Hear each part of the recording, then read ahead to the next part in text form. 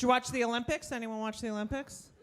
Let me ask you a question. How did the female gymnasts and female swimmers know at the age of 9 that they're not going to have any tits? That's what I want to know, okay? I love the Olympics, I really do. Except the gymnasts really freak me out. Did you? Because they get interviewed and they first of all, they all have the same body and they all talk alike. And I couldn't take it. They would always, after the big, what the hell, the competition, they would always be like, it's so great that Team USA was together and that we were on the podium together and we are totally best friends and just been through so much and I've never gotten my period. And so it's just an amazing thing for us all to be standing there and just knowing how much hard work, and I don't know how to read. So it's so incredible. I just want to,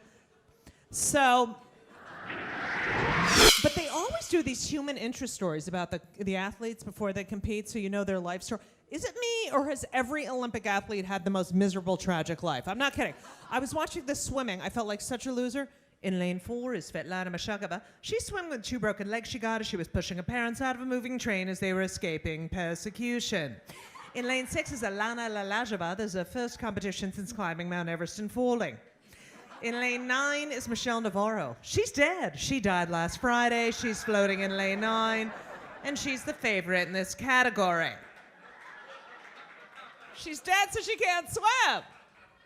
Okay, I did that joke during Women's Week in Provincetown. I swear to God, this enormous lesbian yells out, "There's only 8 lanes in swimming! There's no lane 9!" I'm like, what is the matter with you that you can't fucking move on with your life until you correct me while I'm trying to be on stage and be fun? There's only 8 lanes in swimming! You hate women! Oh, God. Oh, God, my life.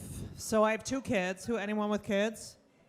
Yeah, so I have 2 kids with my ex, Wendy, her name. Well, that's not really her name, but I'm not allowed to use her name in my act. She doesn't want anyone to know who she is, so I have to call her Wendy. Her real name's Sharon. So anyway, we'll just call her Schwendy. Anyway, so Schwendy gave birth to Henry. He's 16. I adopted him. I gave birth to Ben, and he's 11, and she adopted him, and we used an anonymous sperm donor who's actually sitting right here at table 30. Thank you so much for being here.